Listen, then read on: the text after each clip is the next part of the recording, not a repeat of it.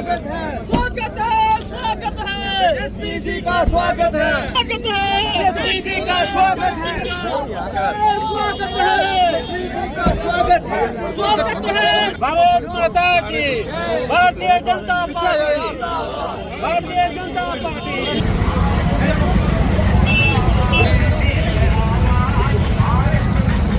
तू कहाँ रह जाता?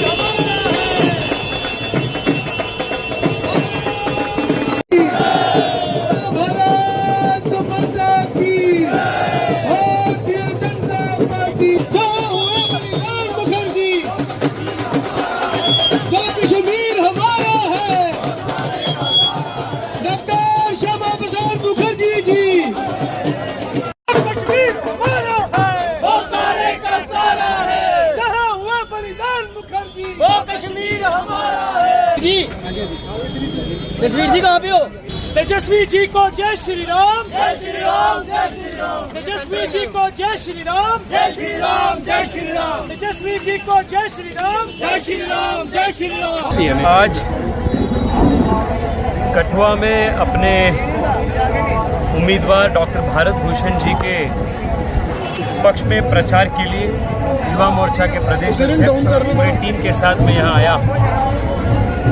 आज पूरे शहर के अंदर एक भव्य बाइक रैली हमने आयोजित किए थे, जिसमें बड़ी संख्या में कठुआ के युवा भाग लिए। उनके उत्साह और उमंग देखने के बाद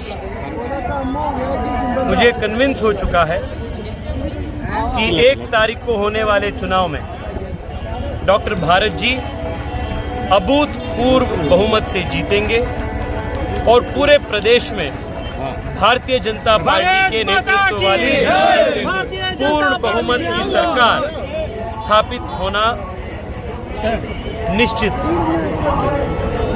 पिछले कुछ सालों से Kathua thanks to the UT leadership and the new industrial policy, एक इंडस्ट्रियल हब के रूप में उभर रहा है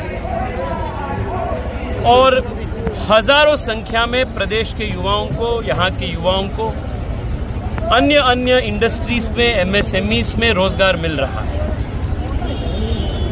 दशकों से जम्मू के प्रति जो नुकसान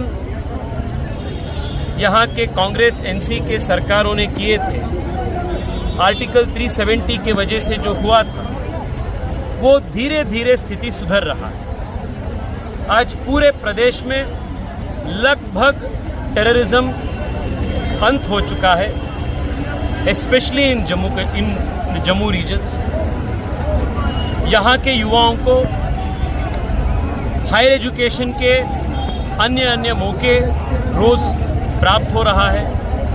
this is the only union territory in the country जहां आपको एक एम्स, IIT, IIM ऐसे कई सारे नेशनल इंस्टीट्यूट्स ऑफ इम्पोर्टेंस यहाँ युवाओं के लिए काम कर रहे हैं। आने वाले दिन में नए फिल्म पॉलिसी के, इंडस्ट्री पॉलिसी के, टूरिज्म पॉलिसी के, स्टार्टअप पॉलिसी के वजह से देश में सबसे तेज गति से विकास होने वाले प्रदेशों में जम्मू कश्मीर एक बनेगी।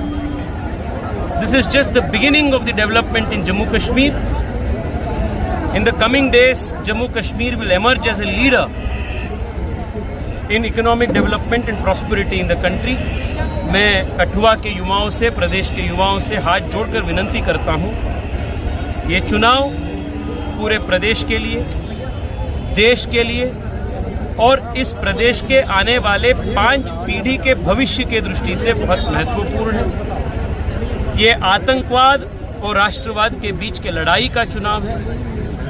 प्रदेश को आगे लेकर जाने के एक विजन एक और है और दूसरी ओर वापस टेररिज्म के, पत्थरबाजी के, दो परिवार के करप्ट रेजिम के काले अध्याय को वापस शुरू करने के एक और के विजन। कांग्रेस ने अपना स्टैंड आज क्लियर किया। MK भारद्वाज ने कहा कि हमें 370 नहीं चाहिए, हमें शेड्यूल चाहिए, लेकिन उनकी जो कोलिशन पार्टनर हैं वो 370 की मांग करे। ये कैसा गठबंधन है? एक 370 मांगता है, दूसरा। सर, यहाँ क्या है, कांग्रेस पार्टी जम्मू में तो मैदान छोड़कर कई साल हो चुके हैं। कांग्रेस पार्टी का बूथ वर्कर भी यहाँ नहीं है, तो जम्मू में तो कांग्रेस का कुछ उनका अस्तित्व ही नहीं है। और कश्मीर में कांग्रेस जूनियर पार्टनर है, तो किसको हम मान्यता देना है? NC कांग्रेस के बड़े पार्टनर है और NC साफ तौर पे बोल रहे हैं कि हम 370 वापस लेकर आएंगे। और आज से नहीं, सालों से नेशनल कांग्रेस जो है और PDP जो है, वो हमेशा पाकिस्तान के ISI के जो एजेंडा है उसको भारत में, कश्मीर में चलाने का एक माध्यम के रूप में काम किए।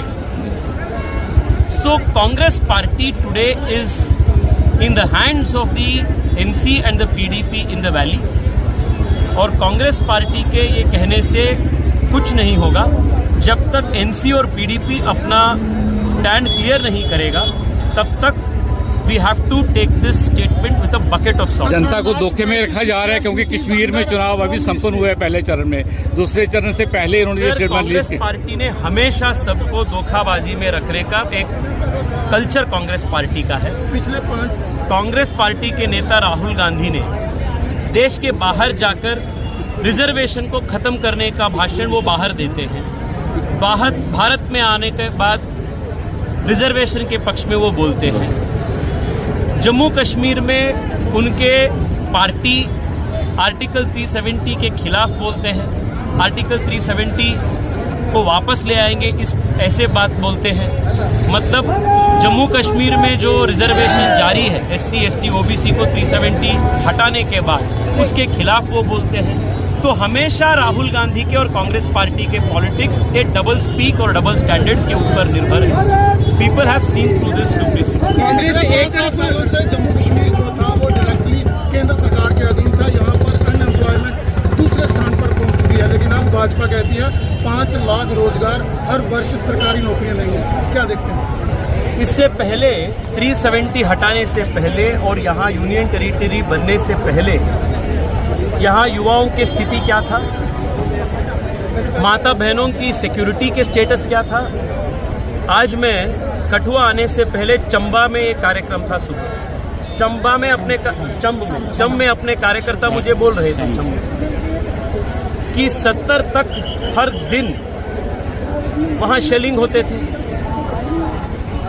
वहाँ क्रॉस बॉर्डर फायरिंग होता था, पर आज ये सब बंद हो चुका है।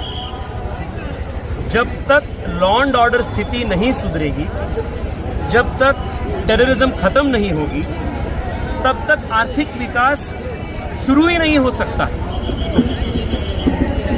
Law and order, peace and security is the prerequisite for economic development. तो युवा भारतीय जनता पार्टी सत्ता में आने के बाद और 370 हटाने के बाद यहाँ कई प्रकार के रोजगार शुरू हो चुका है। आज मैं कठुआ के कार्यकर्ताओं से बातचीत कर रहा था, उन्होंने बोल रहे थे कि यहाँ कठुआ में फार्मेसी सेक्टर में कैसे नए नए इंडस्ट्रीज आ चुके हैं, कैसे एग्रो सेक्टर में एग्रोटेक स्टार्टअप्स कई सारे यहाँ आ चुके हैं। नए इंडस्ट्रियल पॉलिसी आने के बाद 6000 से ज़्यादा इंडस्ट्रीज यहाँ सिर्फ कठुआ में शुरू हो चुका है। ये किसको रोजगार दे रहे हैं? युवाओं को दे रहे हैं, यहाँ के युवाओं को दे रहे हैं। इसी आधार पर हम कह रहे हैं, जब हम यूटी में सरकार रचना करेंगी, सरकार अपनी होगी, तब पंडित दीननाथ डोगरा जी के नाम पे जो प्रेमनाथ डोगरा जी के नाम पे जो योजना हम निकलेंगे, उसके तहत 5 लाख रोजगार प्रदेश के युवाओं को हम सृजन करके देंगे। सूर्य जी, क्या देखते हैं, एक तरफ कांग्रेस के राहुल गांधी जो है बयान देते हैं श्रीनगर में जाकर हमारे महाराजाओं के खिलाफ, और आज उन्हीं महाराजाओं की जो है हम जयंती मना रहे हैं, शहरवासी भी धूमधाम से और जम्मू कश्मीर का हर एक वो नागरिक। तो महाराजा हरि सिंह जी, महाराजा हरि सिंह जी, भारत माता की। राहुल गांधी तो देश के हिंदू महाराजाओं के खिलाफ हमेशा बोलते रहते हैं, नवाबों के बारे में, मुगलों के बारे में उनका सिंपैथी हमेशा व्यक्त होते रहते हैं। इसमें कुछ नए चीज़ नहीं है, इनका जो कमिटमेंट है वो बहुत स्पष्ट है। तो वो देश को जो तोड़ना चाहते हैं, देश को नुकसान लोगों ने पहले किए हैं, मंदिरों को तोड़े हैं, इनके पक्ष में राहुल गांधी हमेशा बोलते हैं। स्वाभाविक रूप से महाराजा हरि सिंह के पक्ष में और उनके विजन के अनुसार राहुल गांधी और कांग्रेस पार्टी कभी सहमत हो ही नहीं सकता, उनका वोट बैंक ही अलग है। आज बेंगलोर के हमारे भारतीय जनता पार्टी के सांसद तेजस्वी सूर्या जी कठुआ में आए थे और उन्होंने BGR पैलेस कालीबड़ी से मुखर्जी चौक तक एक हमने बाइक रैली निकाली, जिसमें बहुत सारे हमारे सैकड़ों मोटरसाइकिलिस्ट जो नौजवान हैं उन्होंने भाग लिया और मुखर्जी चौक में पहुंच के श्यामा प्रसाद मुखर्जी जी को पुष्पमाला अर्पित की। और वो भारतीय जनता पार्टी की सपोर्ट के लिए यहाँ आए थे और इसमें उनके भारतीय जनता युवा मोर्चा के सारे कार्यकर्ता भी मौजूद थे, उनके स्टेट प्रेसिडेंट भी मौजूद थे। और उन्होंने आज ये एक मैसेज दिया कठुआ वालों को कि आने वाली जो सरकार है जम्मू कश्मीर में, उसको बनाने में जम्मू कश्मीर के जो वोटर्स हैं, कठुआ के वोटर्स हैं, उनकी बड़ी अहम भूमिका है। और उन्होंने आह्वान किया कि 1 अक्टूबर को सारे वोट डालने जाएं, जितने भी एलिजिबल वोटर्स हैं, और बाकियों को लेके जाएं, ताकि भारी संख्या में जहां वोट पड़े और भारतीय जनता पार्टी की सरकार बने। और राष्ट्रवाद का जो एक सपना मोदी साहब ने लिया कि राष्ट्रवाद को बिल्कुल जहां बहाल करेंगे और अलगाववाद को और उग्रवाद को ख़त्म करेंगे, उसको एक तमाचा बजेगा। इसलिए हम सभी को यहाँ वोट डालना चाहिए 1 अक्टूबर को और भारतीय जनता पार्टी को जिताना है।